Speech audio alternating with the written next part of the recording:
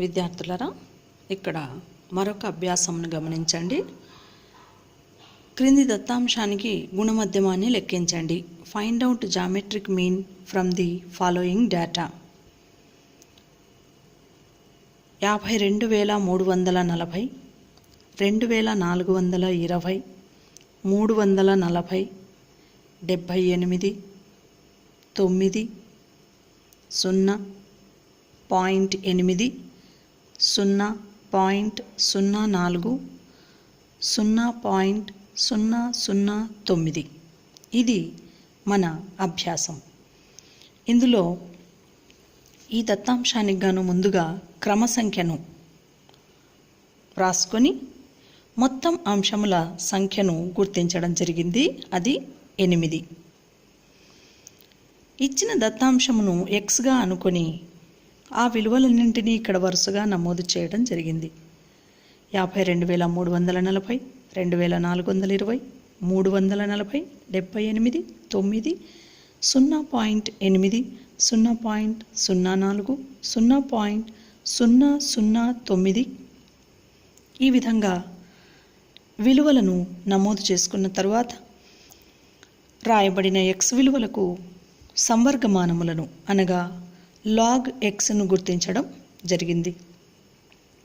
Log x 52,340 కోసం ముందుగా పూర్ణాంకమును నిర్ణయించడానికి ఎన్ని సంఖ్యలు ఉన్నాయో చూడడం జరిగింది. 1, 2, 3, 4, 5.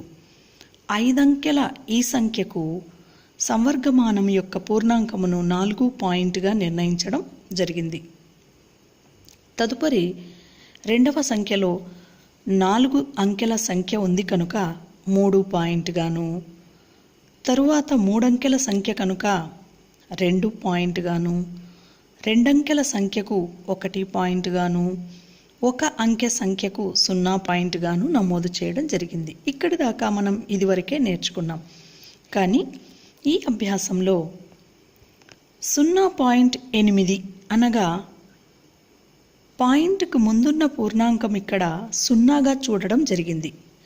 ఇంతకుముందు చూసిన సంఖ్యలలో అన్నీ పూర్ణ విలువలు గమనించాం. ఇక్కడ 0తో మొదలైంది ఈ అంకె. ఇందులో 0 వచ్చినప్పుడు దీనికి పూర్ణాంకమును గుర్తించేందుకు రుణాత్మక విలువను నమోదు చేయవలెను. ఇవన్నీ ధనాత్మక విలువలు. ఇది మాత్రం రుణాత్మక విలువ. రుణాత్మక విలువకు సంకేతంగా రాయబడిన విలువకు పైన అడ్డుగీతను బార్ సంకేతాన్ని చూపడం జరుగుతుంది. ఇక్కడ 0 అనే ఒక సంఖ్య ఉంది కనుక 1 0 కోసం 1 బార్ను నమోదు చేయడం జరిగింది. తదుపరి సంఖ్యలో 0 పాయింట్ తర్వాత డెసిమల్ సంఖ్య కూడా 0 ఉంది కనుక ఈ రెండింటి కోసం 2 బార్ను చూపడం జరిగింది. అనగా 1 0 ఉన్నప్పుడు 1 బార్ను, 2 0లు మనకు దత్తాంశంలో పాయింట్కు ఆవలి ఈవలి కనిపించినప్పుడు 2 బార్ను, 3 0లు ఉన్నప్పుడు 3 బార్ను సూచించడం జరిగింది. ఇక్కడ సూచించబడిన ఈ బార్ విలువలన్నీ రుణాత్మక విలువలకు సంకేతం. పైన పేర్కొన్న విలువలన్నీ ధనాత్మక విలువలు కాగా ఈ విలువలన్నీ రుణాత్మక విలువలు. ఈ రుణాత్మక విలువలకు సంకేతమే పైన మనం సూచించిన బార్ అనే అడ్డుగీత. తదుపరి పూర్ణాంక నిర్ణయం తర్వాత మాంటిసా నిర్ణయం కోసం సంవర్గమాన పట్టికలో 52ను అడ్డు వరుసలో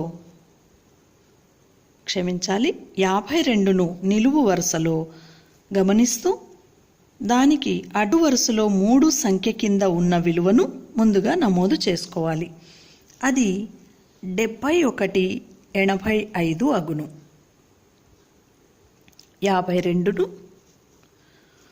నిలువు వరుసలో 3 అడ్డు వరుస కింద గమనించినట్లయితే మనకు వచ్చిన విలువ 71/85. తదుపరి సంఖ్య 4 ఉన్నది కనుక 4ను 52 నిలువు వరుస 3 అడ్డు వరుస కింద 2 సమానమైన చోట ఏ విలువ మనకు లభ్యమైందో ఆ విలువకు నేరుగా మీన్ డిఫరెన్స్ వరుసలో అనగా పట్టికలో గమనించినట్లయితే 4 క్రింద మనకు 3 అనే సంఖ్య బయటపడుతుంది. ఈ 3 సంఖ్యను ఇంతకుముందు మనం రాసుకున్న విలువకు అనగా 7185 విలువకు కలిపినట్లయితే వచ్చే విలువ 7188 అగును. ఈ విలువను మనం ఇక్కడ నమోదు చేయడం జరిగింది. అనగా 52 నిలువు 3 అడ్డు గీత కింద ఉండే విలువను గుర్తించి ఆ విలువకు మీన్ డిఫరెన్స్ 4 కింద ఉన్న విలువను కలిపి 7188 విలువగా ఈ మొత్తం విలువను నమోదు చేయడం జరిగింది. తదుపరి 24 నిలువు వరుసలో అడ్డు వరుసలో 2 క్రింద మనం గమనించినట్లయితే మనకు 38 సంఖ్యను సంవర్గమాన పట్టికలో చూడవచ్చు.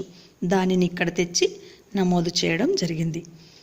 తదుపరి 34 విలువను నిలువు వరుసలో 0 అడ్డు వరుస క్రింద గమనించినట్లయితే మనకు వచ్చే విలువ 5315గా చూడవచ్చు. తదుపరి 78ని కూడా మనం నిలువు వరుసలో 78 వద్ద అడ్డు వరుసలో ఏ సంఖ్య లేని కారణంగా 0 కింద గమనించినట్లయితే 8921 విలువ వచ్చును. దానిని ఇక్కడ మనం నమోదు చేయడం జరిగింది. తదుపరి సంఖ్య 9.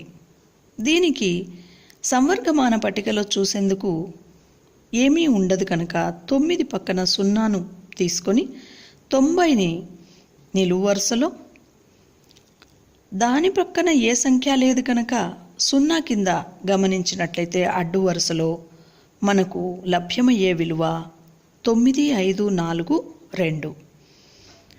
ఈ విధంగా అన్ని ధనాత్మక విలువలకు మనం పూర్ణ సంఖ్యలను మరియు మ్యాంటిస్సా విలువలను నమోదు చేయడం జరిగింది.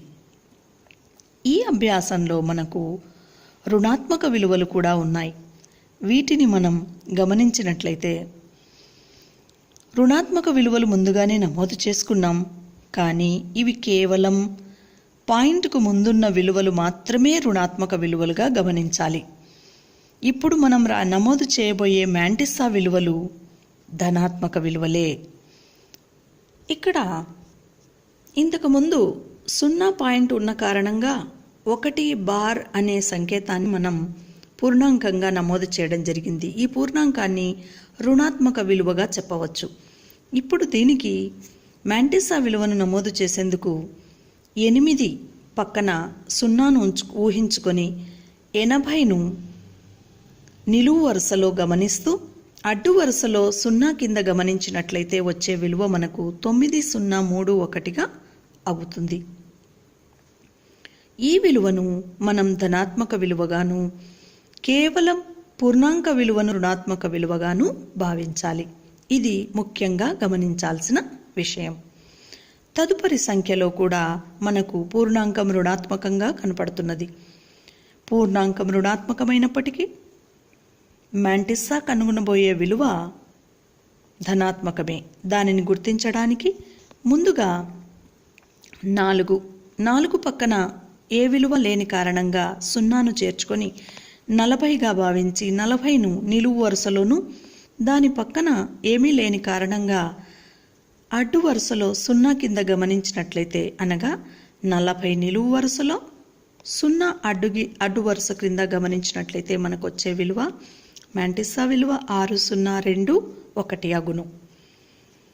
తదుపరి 9. ఇక్కడ కూడా 9 పక్కన ఏ 0 లేని కారణంగా ఏ విలువ లేని కారణంగా 0ను ఊహించుకొని 90గా భావించి నిలువు వరుసలో 90 అడ్డు వరుసలో 0 కింద గమనించినట్లయితే 9542 విలువ వచ్చింది. ఈ 3 విలువలలో పూర్ణాంకములు రుణాత్మకమైనప్పటికీ మ్యాంటిస్సా విలువలను మాత్రం మనం ధనాత్మకమేనని గుర్తించాలి. అనగా ఇక్కడ ఉన్న ప్రతి మ్యాంటిస్సా విలువలు ధనాత్మకాలే. ఇందులో ఇక్కడి దాకా ఉన్న విలువలు పూర్ణాంకాలు, ఇక్కడి నుంచి రుణాత్మక విలువలు, ఇవి పూర్ణాంకాలు, ధనాత్మక విలువలు. ఇప్పుడు లాగ్ ఎక్స్ విలువలను సంకలనం చేయగా వచ్చే విలువకు మనం ఇచ్చే సంకేతం సిగ్మా లాగ్ ఎక్స్. ఇందుకు గాను సంకలనం చేసేటప్పుడు ఒక విషయాన్ని గమనించాలి. మొదటి వరుసను కూడుతున్నప్పుడు వచ్చే విలువ, రెండవ వరుస, మూడవ వరుస, నాలుగవ వరుస, ఇలా 4 వరుసలు పాయింట్కు ముందున్న వరుసలన్నీ కూడగా వచ్చిన విలువలో మనం నమోదు చేసిన విలువ 9398 ధనాత్మక విలువ అని గుర్తించాలి.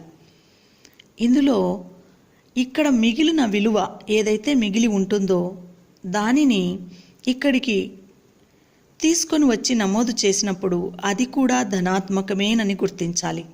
ఆ